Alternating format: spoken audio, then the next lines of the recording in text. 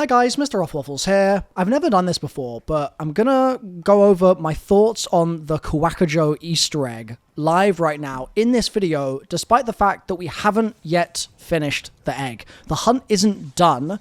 We are still in it.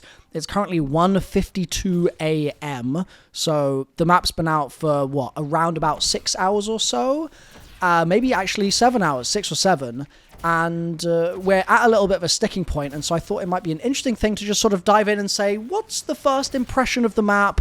How's the hunt going? What are the vibes like? So, first of all, I will say the impression that the gameplay trailer gave me of this map was very positive. So I went into this really hoping that it was going to be a really special map, and it hasn't blown me away at first glance in the way that I was kind of hoping it would do. Like, I thought this might be like a top 3 map for the ages. It was going to be absolutely nuts. And I sort of just feel like it's fine so far. It feels good, I guess. But as of yet, hasn't really done too much to make me go, oh my god, they did this? This is crazy. Now, that said, there are certain bits and pieces that I think are really interesting design decisions. So, for example, the wonder weapon. So bizarre. Very, very strange design. But I like strange. I like the uniqueness of it. So, I guess it's cool.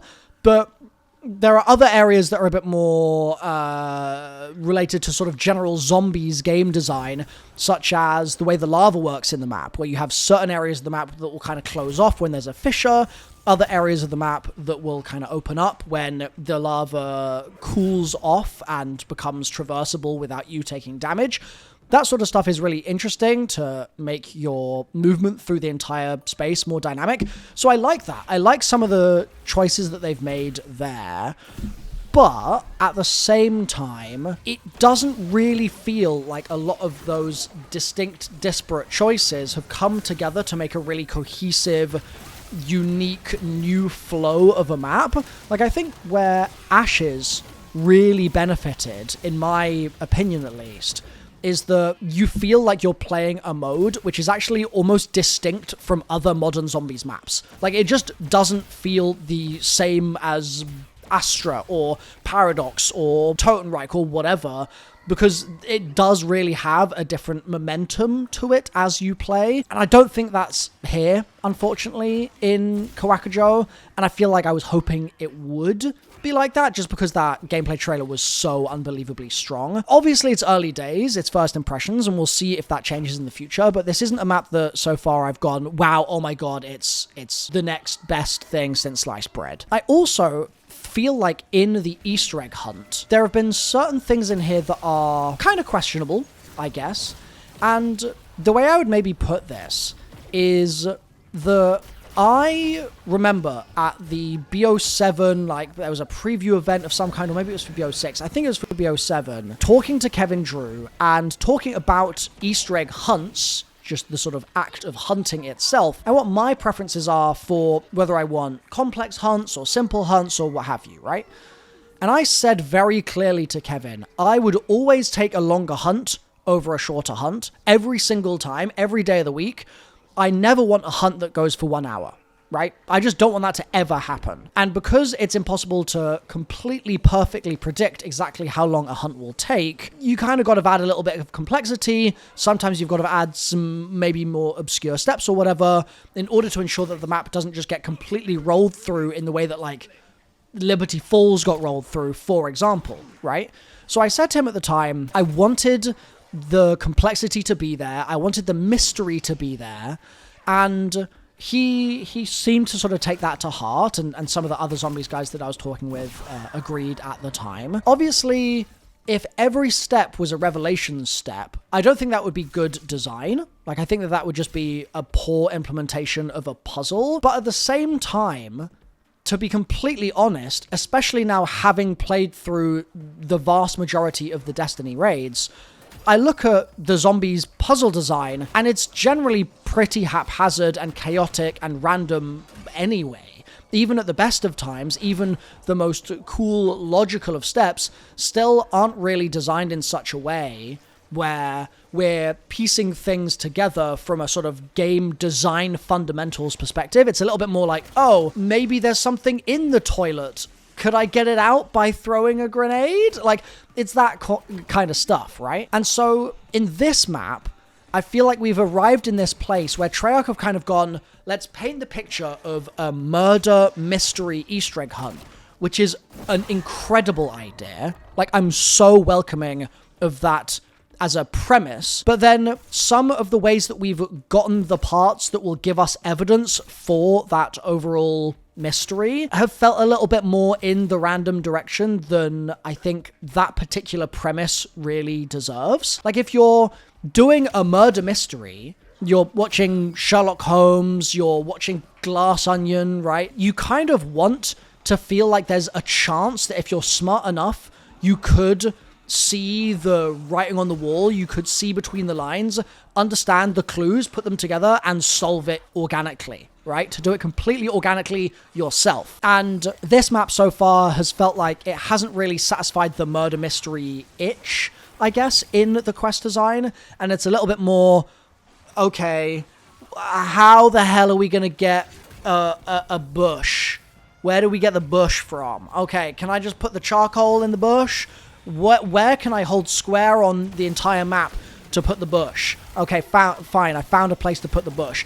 Now can I hold square everywhere else in the map to try and find things to add to the bush? And then, okay, that hasn't worked. Let me just sort of randomly mix and match all the other sort of new verbs of the Easter egg quest, all the new things that the map introduces, like the trap, or the cherry blossom tree buff thing, or what have you. Maybe one of those will be the answer to the bush, right? It's sort of like the Citadel situation. Oh, okay, we have to just emote in front of the statue because it's a button Treyarch realized we hadn't pressed before for a step. And I don't necessarily know if I love that. I think that there's a lot of that in zombies, don't get me wrong. And some of the time I'm completely neutral about it. It's just that so far right now I've been like, I feel like there's a fairly large amount of it happening in this particular hunt.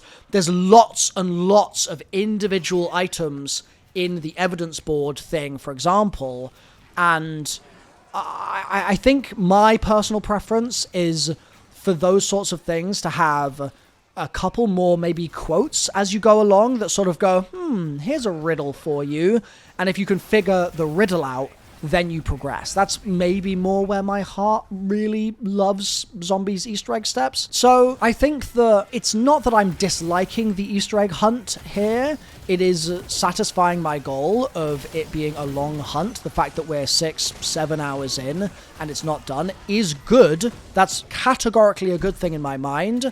But it's just the fact that I think there's a little bit of ludonarrative dissonance with the fact that it's a murder mystery and the randomness that you actually typically do expect in zombies. It's being exacerbated here, the fact that those two things are pushing in different directions, and so you're getting this dissonance in the middle, which I'm not vibing with massively, unfortunately. Now, that said, the map's visuals are really lovely.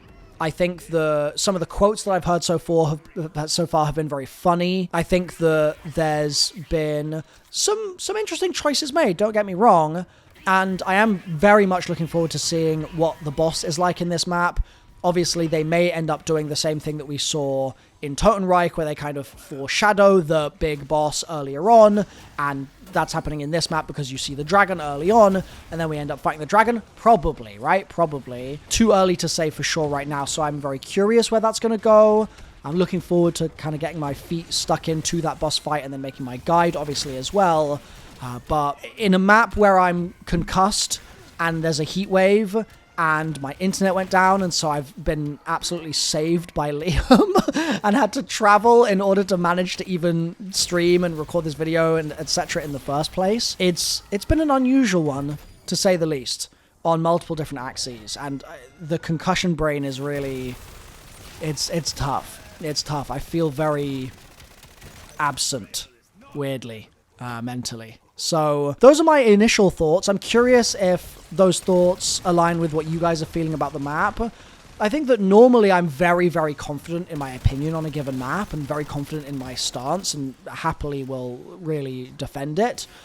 With this one, I almost wonder if I'm going to wake up tomorrow and have a completely different opinion, because my brain has such reduced capacity right now that I'm like, I don't know, dude.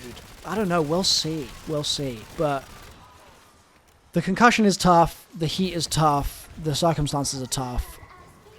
But those are my initial thoughts on KOWAKUJO.